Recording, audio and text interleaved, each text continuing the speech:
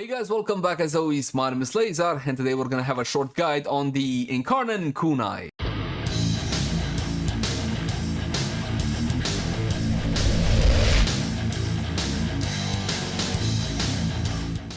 Or in my case, the Incarnon MK1 Kunai.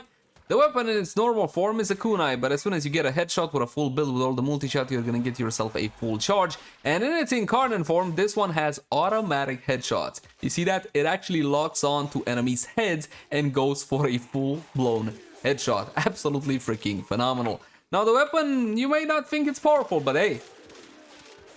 One-shots galore on level 165 corrupted heavy goons coming from the MK1 Kunai. Take a look at that. Honestly, I never thought I lived to see something like this in Warframe. It is absolutely beautiful, fantastic, stupendous. How do we build it? Well, you can use something like this, but you gotta bear in mind it's a single target weapon. Yes, so you got yourself the mods and all whatnot, galvanized shot, carnage stinger, what the hell? Yes, I tried to make a little bit of slash on the weapon to appease the guys that are gonna say, hey, slash and vital. Yes. Slash and vital. Get carnage stinger, you increase the slash on the weapon, you get more status chance with the two 60-60 vital mods. And instead of the riven, yes, you can use prime expel corrupted like so, or you can use more flat damage if you hate these blasted things. The riven disposition for the kunai is a whopping 5 out of 5, and you should definitely get a riven because they're super cheap, super powerful, and it can make the weapon a whole lot of fun. Now of course secondary deadhead, since the weapon automatically goes for a headshot, is a given. But here's the thing, I wouldn't go for this nonsense. I wouldn't go to try to actually get slashes out of the weapon. I would just go for the biggest wallop worth of damage that you can. And you can go through heat damage or through corrosive or whatever else you want. So let's make one big wallop worth of damage, shall we? And considering we're going to be shooting corrupted heavy goons, what I'm going to be doing is corrosive for the 75% bonus. You can go for the 90s or you can go for the what would be cheaper, right? So it would be cheaper to do something like this. There you go, your cheap build. As for this one, again, I would go for something like this or more flat damage, but you know what? I love the agility that weapon gets from lethal torrent, so we're gonna go like so. And again, plus PFS apparently does not affect the Incarnon form of the weapon. We're gonna do the exact same test as before, and then I'm gonna show you the evolutions and all whatnot. One headshot, full charge, change my weapon, boom, boom. Oh my god, that's just... How could you not? I'm not actually aiming. You don't need to aim. All you gotta do is basically aim roughly around your enemy and it's gonna get headshotted. It's absolutely beautiful console. This is what you've been waiting for. It is sensational. And the reason why I'm changing the weapon all the time from primary to secondary is because I got Death Trap Trigger. Seriously, it's called Death Trap Trigger, and you can see it for 4 seconds on my buff bar when I change to my secondary weapon. And you might say 4 seconds is not enough. Oh, but I beg to differ. It's more than enough for the MK1 Kunai. I'm sorry, Incarnon MK1 Kunai to make quick work out of these targets. Now, about those evolutions.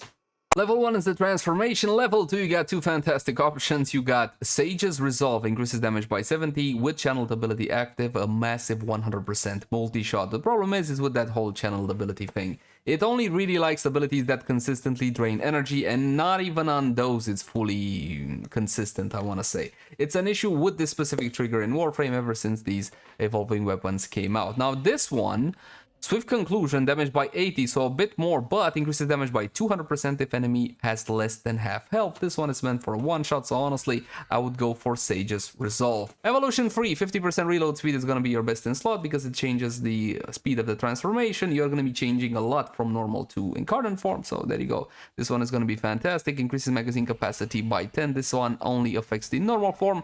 And Swift Deliverance, 50% projectile flight speed. Again, it doesn't seem to do anything for the actual homing projectile when you're in its Incarnon form, when you would want it to kind of go faster. So you know what, just go for the reload speed. And the final one, this one is really cool. Death Trap Trigger, unequipped from primary, which is why I was changing all the time earlier. Increases critical chance by 42% and critical damage by 1x for 4 seconds. Dude, these are insane. But of course, it's only for 4 seconds. You're gonna keep changing. But you know what? It is fun at the end of the day. If you don't like it, you can try this one.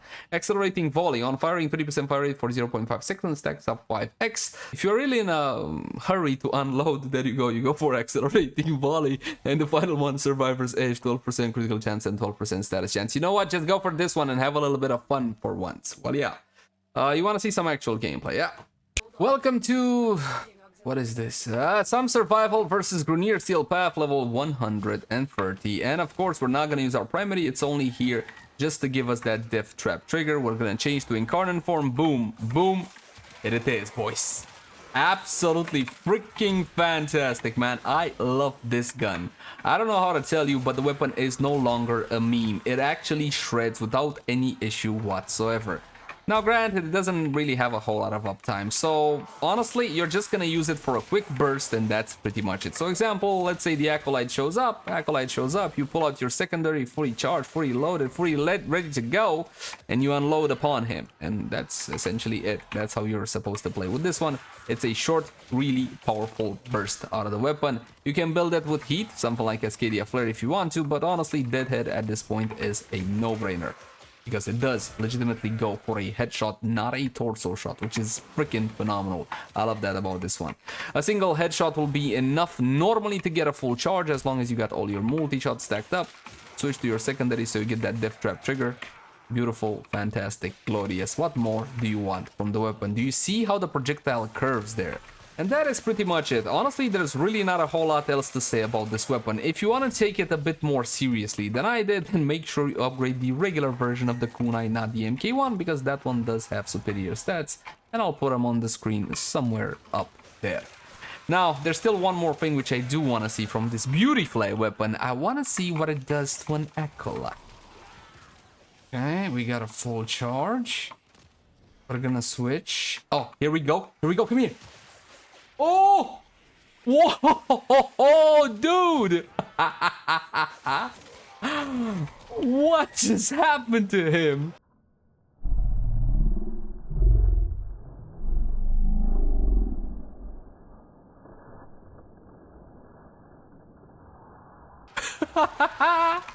MK1 Kunai. Nah.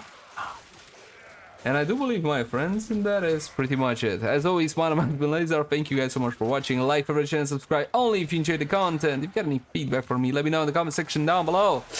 As for the MK1 Kunai or the Incarnon Kunai or whatever, whichever you prefer, you gotta get it right now because it's a whole lot of fun. It's got tremendous amounts of burst damage. You can absolutely annihilate an acolyte like you saw there. But it doesn't have the sustain. Do you care? You shouldn't really. Go out and have yourself a bit of fun. I'll catch you guys in the next one. Oh, and if you're curious what the best weapon is of this Incarnon rotation, link in the cards right now for a full and detailed build guide on it.